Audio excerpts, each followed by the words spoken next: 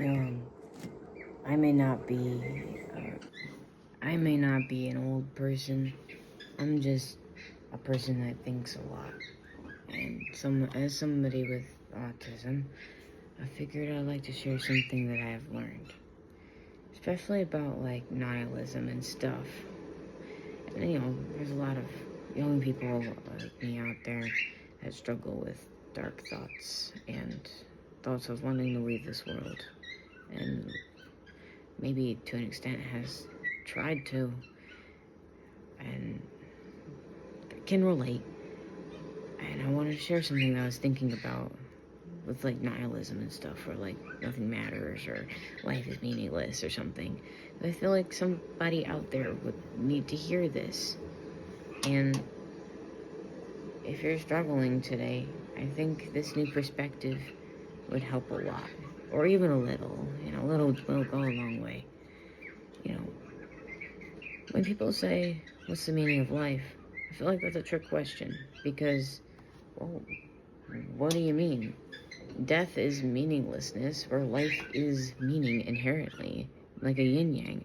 You don't find meaning in life. Life is meaning that you can discover or be inside of.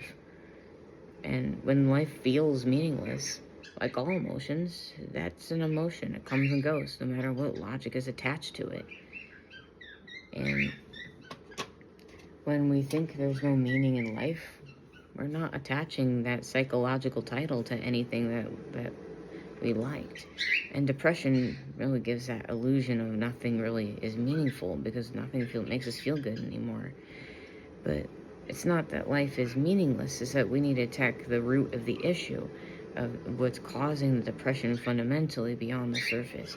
And if we have struggling to find meaning, and maybe it's not like the meaninglessness, it's like that root issue that's causing the depression to begin with.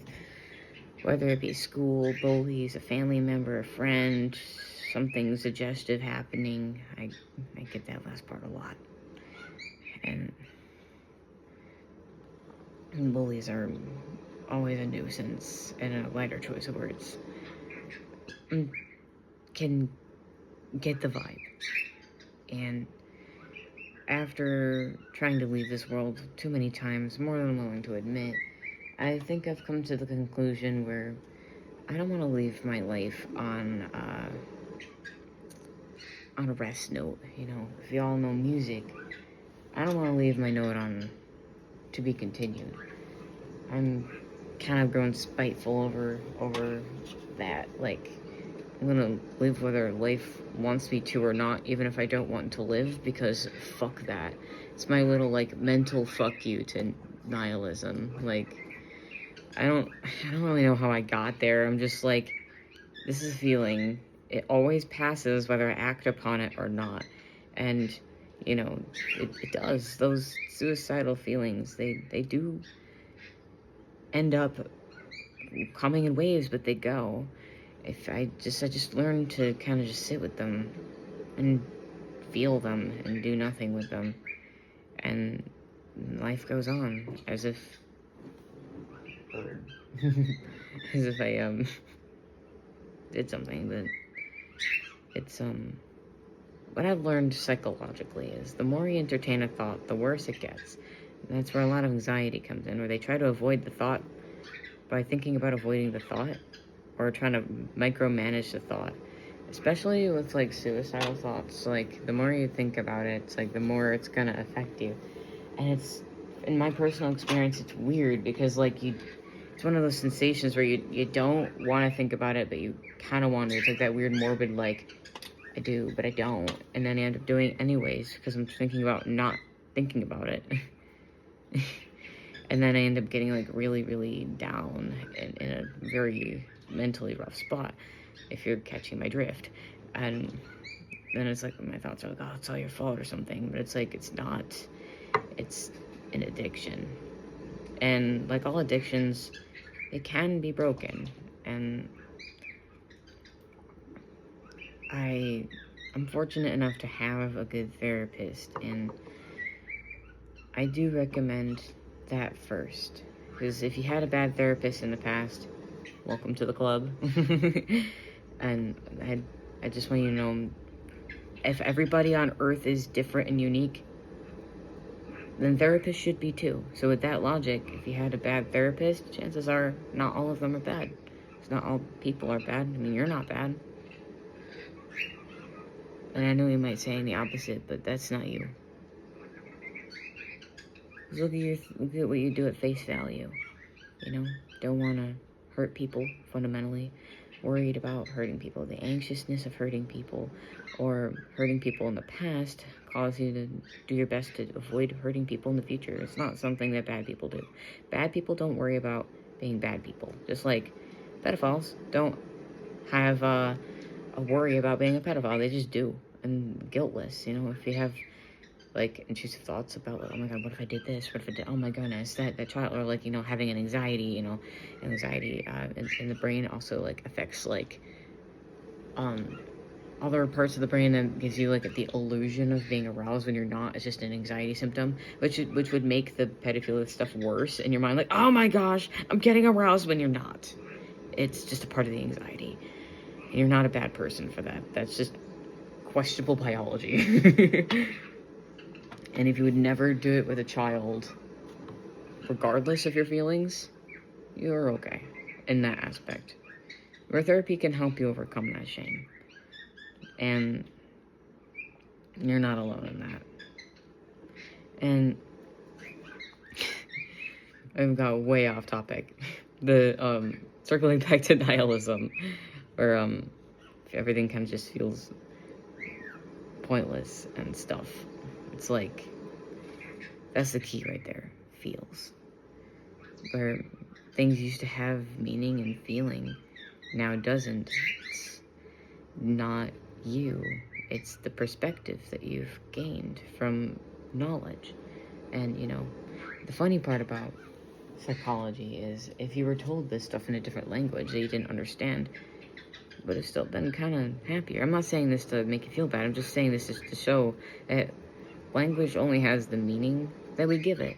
You know, if I say Glockenspiegel, it's you'll never associate it with an info hazard from the government, you know, or like sheeby-deeby in a sheety-beady. Like, if I told you that, there wouldn't be any like nihilistic stuff attached to it, most likely. Or it's like, this is gibberish. But all language was gibberish until it wasn't. So then that allows us to reframe not just nihilistic thoughts as just stuff we attach meaning to, ironically, because it's like feels meaningless and shit. But like, we could do that with insults too. Like someone says, fuck you. It's like, huh? So essentially just like how I manage stuff like this is like I pretend I have a lower IQ than I actually do. And so there's like, oh, I'm just too stupid to actually be offended here. Not perfect at that. But it does work as a coping strategy after a lot of practice, you know. Being bad at something that you've done for the first time does not mean you suck at it. It just means you're new at it. Dork. Like, just don't think you're bad at art or math or anything that you want to learn, like the violin or whatever. Because you're bad at it the first time, you're not going to look like a professional at anything you do first. And that's reserved for like natural talent and shit. And you shouldn't have to feel bad about not having a certain natural talent or not. And people like Lindsay Sterling that think that look effortless. It's not effortless. It's just like years of skill, years of feeling like they're bad at it for the first time every single song that they learn or create. So it's like, it's a universal feeling. And anybody who says, oh, I did a first try or whatever, they're just being like idols. Don't be an idol. Because idols are secretly the most insecure people ever because they have a standard they want to like meet or whatever. It takes a lot of effort to be perfect when we're not inherently perfect by any stretch of the imagination. You know, I feel bad for the people who look so effortless. Because there's so much inorganic inauthenticity going in it. And for some people, and then there's like people who are genuinely like loving what they do And then it's like, what was the word? My mind, hold on. People that, like, genuinely love what they're doing, but if they're only doing things for the fans, then it just, their hobby just turns really sour really quickly. Like, I like to draw a lot. I'm currently painting gold nuggets to sell at Clifton Springs. But, like, I can't make any of these perfect, and I guess that's what makes them really special. And, I even painted a little washer that I found, and I'm like, hey, you know, I could make these into something. You know, they're not all done yet, and they're not all perfect. You know, this one has a cardboard background instead of being completely glue all the way through. But that's because I'm trying to conserve my glue. And I decided, hey, maybe instead of being like, oh, these are all imperfect, these are not what I wanted them to be, I'm just like, well, maybe I'll just sell them by weight, and maybe I'll make more money off of that. Kind of like real gold nuggets. By the gram, $1 million by the gram. At the end of the day, if you feel like life is meaningless, death is the meaningless to life that is meaning. When you try to find the meaning of life, it's already all around you. You just don't have the perspective to understand or feel it yet. And that gives me hope, and I hope that gives you hope that maybe tomorrow, or maybe even right now, you'll be able to look outside and just be like, where can I find that? Where can I find the meaning in the meaning that's around me? What stories can I make? What can I do with a blue sky? You know, what does blue mean to me? I don't know that blue on my camera, but, like, it's blue. What can I think? Where can I go in my imagination? And what little bullet points can I write down as a result? Maybe writing can be your escape. Maybe writing can be your coping strategy. It was for me. Maybe doing little doodles. I don't care if you think you're not good at art. Shut up. You might be. And you're just not thinking you are. It's like everyone, I can't even draw a stick figure. Well, then what can you draw? Because I know you can draw at least a line, and then another one, and then another one. So you can draw a stick figure. You're not bad at art, you're just bad at fitting a social standard. All are. And it's stupid that we have to, or quote unquote, have to fit a standard. Who set those standards, and who's meeting them? One. And if it's no one perfectly, well, duh, we're human. Dum-dum. Be the first you, because I'm the first me, and because I was the first me, I'm able to talk to you. So, therefore, if I gave you a little meaning in your life or a new perspective, try being you, even just in micro ways.